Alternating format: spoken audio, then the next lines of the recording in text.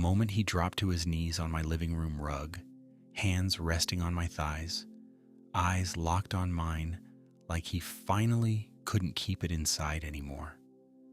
I knew nothing between us would ever be the same again. And maybe the scariest part, I didn't want it to be. His name was Brandon.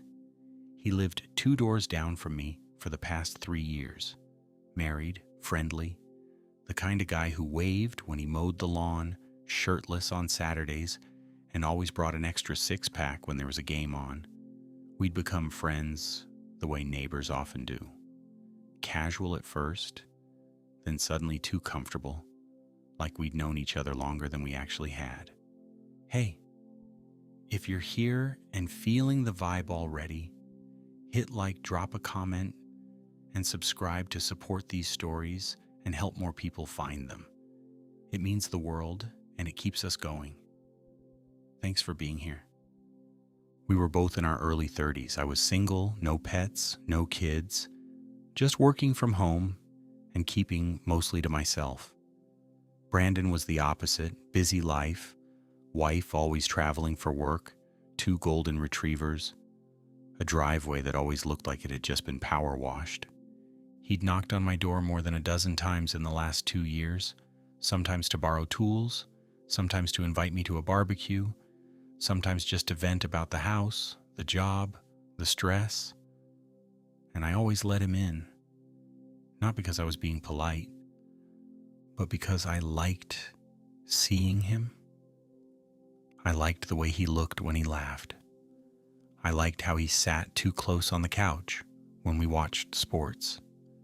I liked how he always rested a hand on my shoulder, like it meant nothing and everything.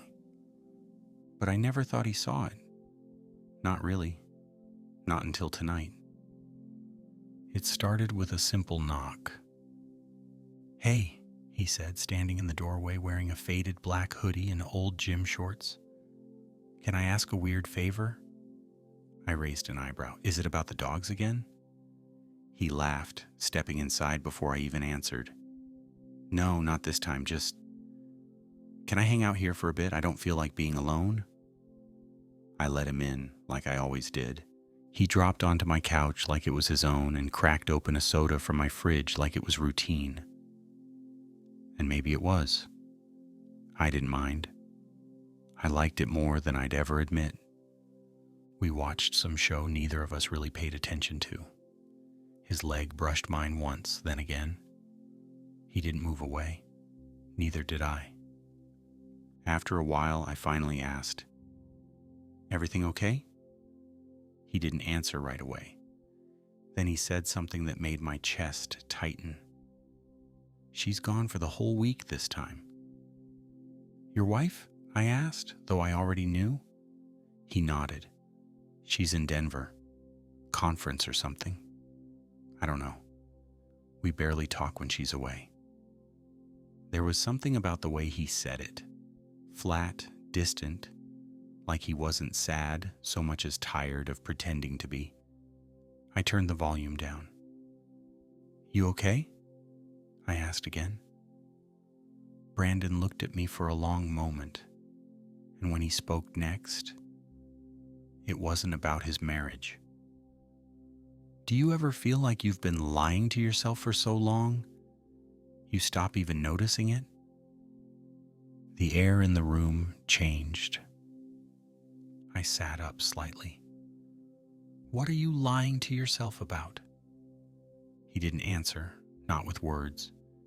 He leaned forward like he was going to say something, then stopped. His eyes dropped to my mouth, then back up to my eyes. My heart was pounding. "Brandon," I whispered, and that's when he got off the couch. Not to leave, but to kneel on the rug right in front of me. His hands found my thighs, slow and steady, fingers curling against the fabric of my sweatpants like he needed to hold on to something solid. "I'm not drunk," he said. "I'm not confused." "Then what are you?" He looked up at me, and in that moment I saw it all. 2 years of glances, 2 years of almosts, 2 years of wanting something he couldn't name until tonight. I'm done pretending, he said.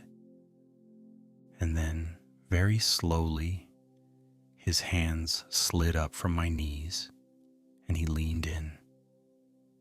And I didn't stop him. His lips hovered just above my stomach, close enough for me to feel the heat of his breath, but he didn't rush. His hands rested on my thighs, thumbs brushing back and forth slowly, testing, asking, almost waiting for permission without needing to say a word. I didn't move, not because I was unsure, but because something about the way he looked at me made everything else disappear. "Are you okay?" I asked, even though my voice wasn't steady. Brandon looked up at me from the rug, eyes glassy, full of tension and heat and something deeper I hadn't seen in him before. "I've wanted this for a long time," he said quietly. "I just never thought I'd actually let myself say it out loud." I reached down, brushing his hair back gently, letting my fingers trail down to the side of his face. "You don't have to say anything else," I whispered. "You already said it." He smiled, small, nervous, but real. And then he leaned in, pressing a soft kiss just above my waistband, slow and trembling, like he was memorizing the moment.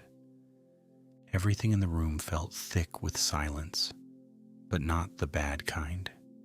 The kind that makes your skin buzz. The kind that says, "You're not going back after this." He rose slowly to his feet, his hands never leaving my body. His chest was just inches from mine now, his breathing shallow. When I stood up too, we were face to face, close enough that I could feel the way his heartbeat synced with mine.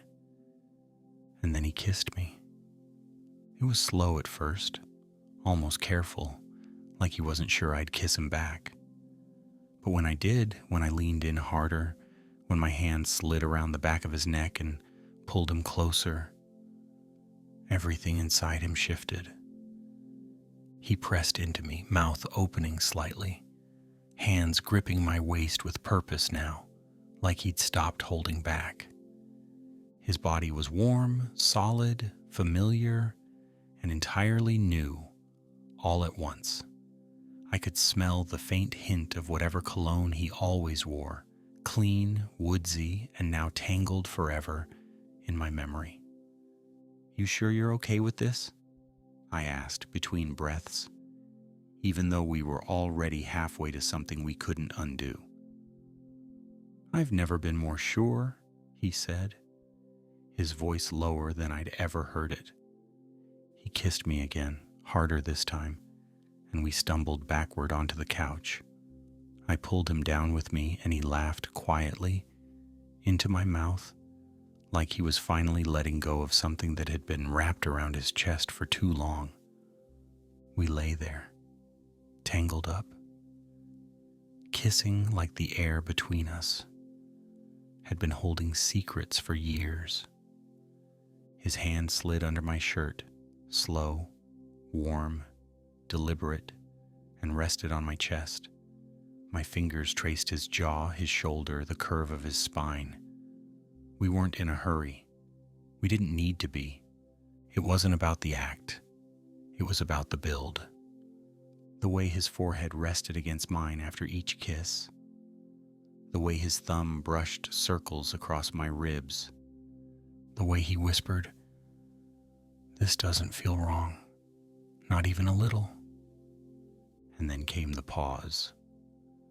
The one that always comes when your brain finally catches up to what your body already knows. Brandon sat up slightly, his eyes searching mine. "I'm scared of what this means," he said, "but I'm more scared of never doing it again." I pulled him back down, kissed his jaw, and whispered, "Then don't stop." And he didn't. Not for a long time. When he finally lay next to me on the couch, shirtless and breathless, his fingers resting lightly over my chest. I realized something that sent a chill through my entire body. This wasn't just release, it was relief. Not just mine. His? Brandon hadn't just crossed a line tonight. He had jumped it. And now he was staring up at the ceiling like he didn't know what came next. I turned toward him, brushing my fingers along the side of his neck.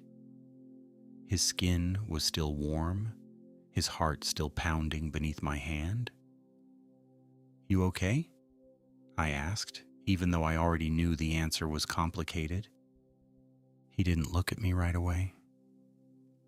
"I feel like I just stepped out of a life I wasn't even living," he said softly. "And now I don't know what to do with that." I nodded slowly, letting the silence stretch. "You don't have to figure it all out tonight," I said. He finally looked at me, his eyes softer than I'd ever seen them. "But I want to. Because this..." He touched my arm, then slid his hand to my waist. "This feels like something I should have been reaching for a long time ago." I leaned in, kissed his shoulder, and whispered, "Then maybe this was always going to happen.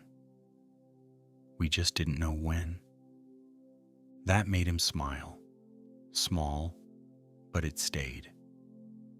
We lay there for a while, half-dressed, tangled together under a blanket, his fingers tracing patterns on my skin like he couldn't stop touching me. I could feel how much he needed this. Not just the physical closeness, but the safety, the permission to be soft, to be real. He kissed me again. Slower now, lazier, more affectionate than desperate. But just when I thought the night was settling into something calm and warm, he pulled back and asked, "Can I tell you something kind of awful?"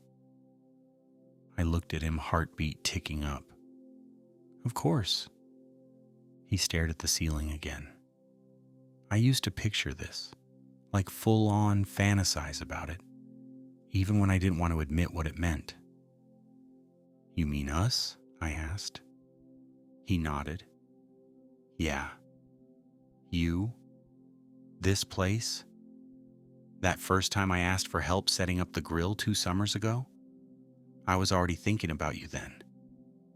That hit me harder than I expected. "You never showed it." "I couldn't," he said. "Not with her still here. Not with how many people I'd have to lie to just to admit it." He looked over at me again, more serious now. "I'm not saying I regret being married," he added. "But if I had met you first..." I pressed my fingers to his lips, stopping him gently. "Don't go there," I whispered. "We're here now." He kissed my fingertips. And for the first time, I saw him truly relax. He lay his head on my chest, like he'd done it 100 times before, and I wrapped my arm around him like I'd always been meant to. We didn't talk much after that, just held each other in the quiet of a night that had rewritten everything. But as he drifted off, his breathing slowing against my skin, I stared into the dark and felt something creeping in that I hadn't expected. What happens when she comes home? Because this didn't feel like a secret. This felt like the beginning of something neither of us were ready to name, but couldn't walk away from anymore. I expected the morning after to feel like a mistake. I expected him to wake up with guilt in his eyes, to grab his shirt off the floor, mumble something about how it shouldn't have happened, and walk out the front door with a forced smile. But that's not what happened. When I opened my eyes, he was already awake, sitting at the edge of the couch, shirt back on, coffee in one hand, staring out the window like he was watching something far off in the distance. He turned when he heard me move. "Hey," he said, his voice quiet but not cold. "Hey," I replied, sitting up slowly. "You okay?" He didn't answer at first, just set the coffee down, walked over, and leaned down to kiss me. It wasn't hungry, it wasn't confused, it was real. Soft lips, slow pressure, his hand on my cheek, thumb brushing lightly across my skin.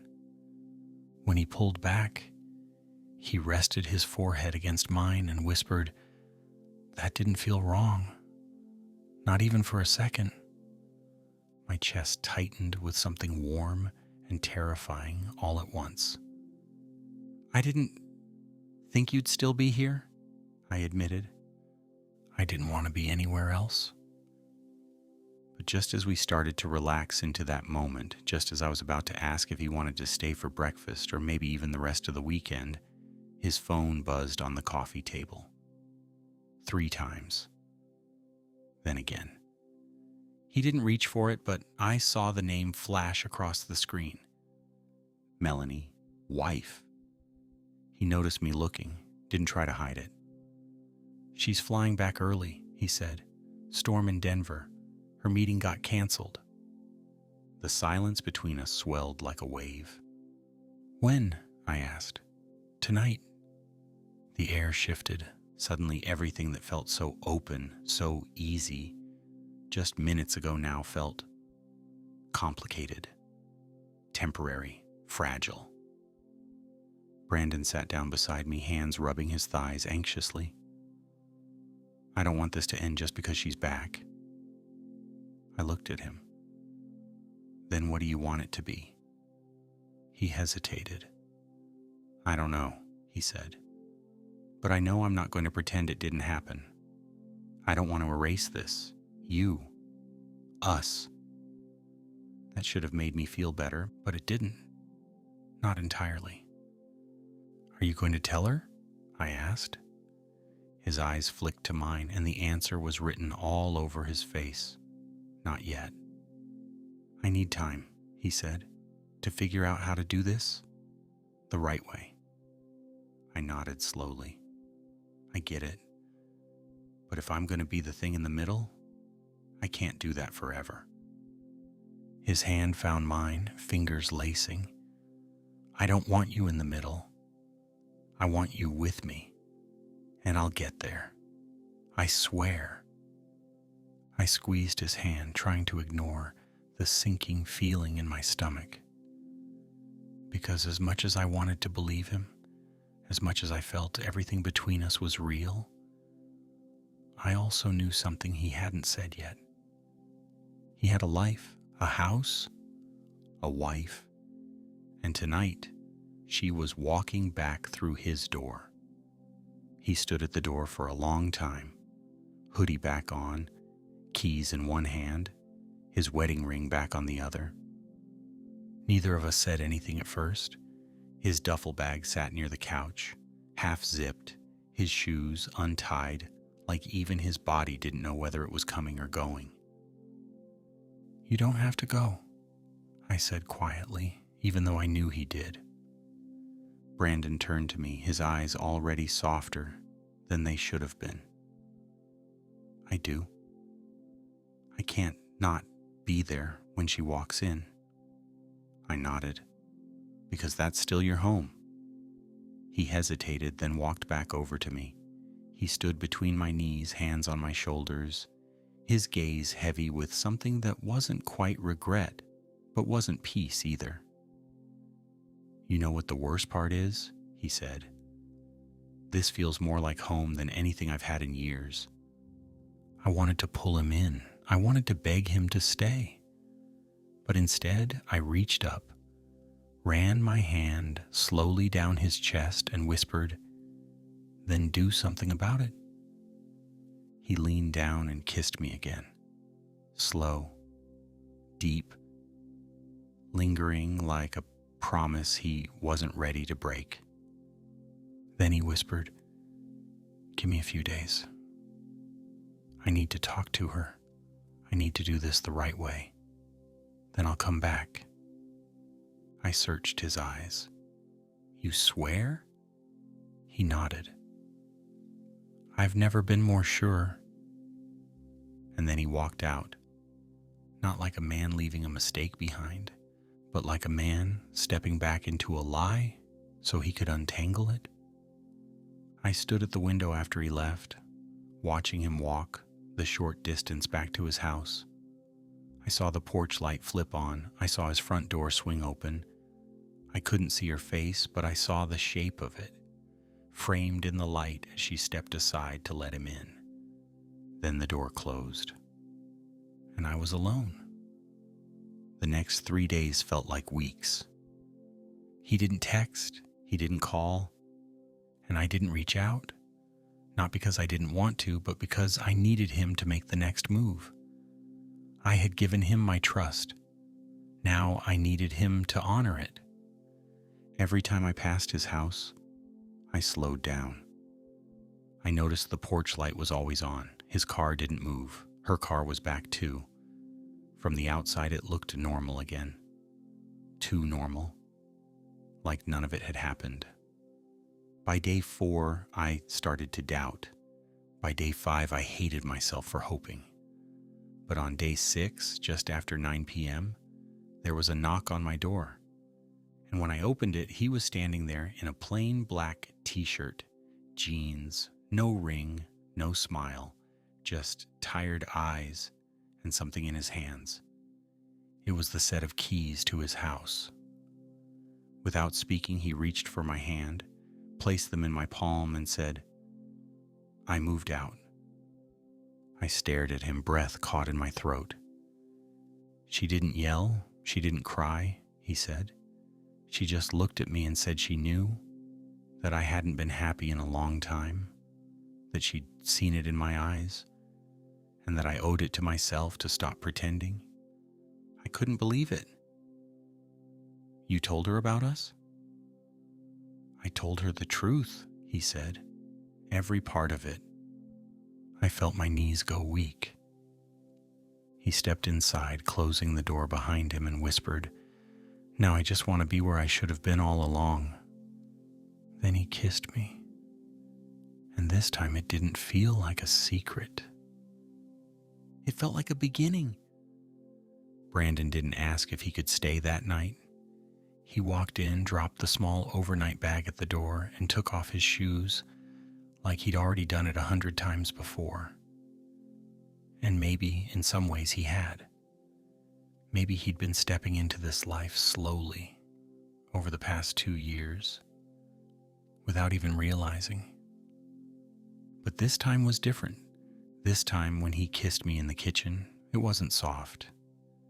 It was full of something else, something deeper, like all the fear had finally burned off, and now only want remained.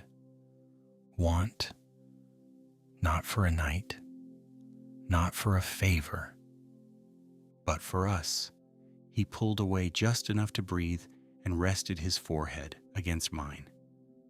"Is this okay?" he asked. "You're here," I whispered, hands on his waist. "Of course it's okay." We didn't go to the bedroom right away. We stood there for a while, just holding each other, touching each other's backs, hips, hair, faces, like we were learning everything from the beginning now, that nothing stood in our way. Later, when we finally made it to the bedroom, it wasn't urgent. It was slow, focused. He undressed me piece by piece, kissing every inch of skin he uncovered. His lips moved across my collarbone, down my chest, across my stomach. His hands moved along my arms, my thighs, my back. He whispered things while he touched me. "You feel like home." I didn't know how bad I needed this. "You don't know what you've done to me." It wasn't just foreplay. It was a confession. We lay there afterward, tangled together, his head on my chest, his fingers tracing slow patterns over my ribs. "Do you think I'm selfish?" he asked quietly. I ran my hand through his hair. "Why?" "Because I spent 2 years pretending I didn't feel anything for you. And now I'm just here, like I'm entitled to start over. I pulled his face up so I could look at him. "You're not selfish," I said. "You're human. You didn't use me, you came back. That's what matters." He kissed me again. Slow, soft, thankful. But the truth hung in the back of the room like a shadow. We weren't out, not to the neighborhood, not to our friends, not to anyone else. And Brandon still had boxes to pick up, a reputation to navigate, and a past that didn't just disappear with one conversation. Still, I didn't ask for a plan. Not yet. I just let him fall asleep beside me, wrapped around me, finally his. The next morning we made breakfast together, barefoot, sleepy-eyed, laughing as he burned the toast and I spilled coffee on his shirt. It felt like something we weren't supposed to have, but we had it anyway, until he froze at the window. I followed his eyes. Out on the sidewalk was Melanie, his wife, standing alone, looking at our house, and then she smiled. Just once, not bitter, not broken, just like she knew. And somehow it was the kindest thing I'd ever seen. There was a knock, not frantic, not angry, just steady. I froze in the kitchen, still holding the mug Brandon had just handed me, the heat suddenly forgotten against my palm. He stiffened beside me, his bare feet shuffling back instinctively, like he expected the floor to swallow him. But the knock came again, this time soft. And then a voice. "Hey, it's Melanie." He turned to me with wide eyes. "She's here." "I know," I whispered. "She didn't knock on your door." We both stared at the front door like it might explode. Then I walked over and opened it. She stood there in jeans and a long cardigan, a soft expression on her face, her hands loosely wrapped around a coffee cup of her own. No makeup, no bitterness. Just a woman who looked like she had already cried her tears somewhere else and had come here for something different. "Can I come in for a second?" she asked. I nodded and stepped aside. Brandon didn't say a word. He stood just outside the kitchen, shirt wrinkled from sleep, hair a mess, expression completely unreadable. Melanie looked at him, then back at me. "I'm not here to fight," she said, "or to ask for him back. That's not why I came." I stayed quiet. She took a breath. "I just wanted to say thank you." That threw me. "For what?" "For giving him something I couldn't," she said simply. "And for not making him feel ashamed for finally wanting it." Brandon stepped forward. "Mel." She held up a hand. "You don't owe me anything else, Brandon. We had years together, some good, some not. I knew something was off for a long time. I just didn't have the words for it. Now I do." She turned to me again. "I know how this looks from the outside, but from the inside, it's peace. You're giving him something he never felt with me. I see it in the way he looks at you. I saw it the first time he said your name like it meant something." I swallowed hard. "I never wanted to hurt you." "You didn't," she said. "We just didn't fit. And I think maybe he always knew." There was nothing dramatic. No slammed doors, no breakdown. Just a woman choosing grace where pain could have lived instead. Before she left, she reached into her bag and handed Brandon something. His wedding ring. "I don't want to keep it," she said softly. "But I don't want it in a drawer either. Do whatever you want with it." And then she was gone. Brandon stared at the ring in his palm for a long time. Then he turned, walked to the sink, and dropped it inside, like closing the last chapter of a book he'd been stuck inside for too long. He looked at me, breath shaky, and then he said something I never thought I'd hear. "I'm ready to stop surviving. I'm ready to start living with you." Brandon didn't go back to his house after that. Not to grab a few things, not to check on the dogs, not to clear his head.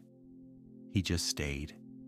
And for the first time, it wasn't weird or temporary or something we had to justify with excuses. It was just normal. He fell into my space like he'd always been meant to fit there. His keys joined mine in the bowl by the door. His toothbrush sat beside mine like it belonged. His hoodie draped across my couch in the same spot he used to sit when we were just two neighbors, killing time. Only now, when he kissed me from behind while I made coffee, or pulled me into his lap while we watched late-night reruns, it didn't feel like we were borrowing the moment. It felt like we owned it. One night, a few weeks later, we were out back, sitting on folding chairs, watching the porch lights blink on along the street. The neighborhood looked the same, but it didn't feel the same. Not anymore. "I used to stare at your window," he said quietly, "wondering what it would feel like to walk through your door and never have to leave." I smiled and leaned into his shoulder. "And now you're here." He nodded. "Yeah, I am."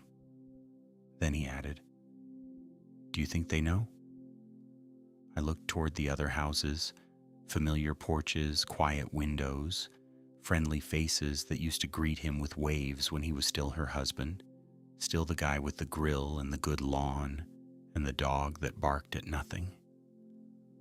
"I think they know something's different," I said, "but I also think they're waiting to see if you're going to hide or stand still." He turned toward me, slid his fingers into mine, and said, "Then let's stand still." The next day, we went for a walk together. Not in hoodies, not separately like we had for years, but together, side by side, laughing, shoulder brushing shoulder. And when one of the older neighbors across the street waved and said, "You two look good together," Brandon didn't flinch. He just smiled and said, "Thanks. Feels right." Later that night, back in bed, tangled up beneath the sheets, he whispered something against the back of my neck. "I didn't just fall for you. I found myself through you." I turned toward him, kissed him slow, deep, like I was anchoring him into place. "You were always there," I whispered. "You just needed somewhere safe to land." And that's what we became. Not just lovers, not just something that happened while she was away. We became home.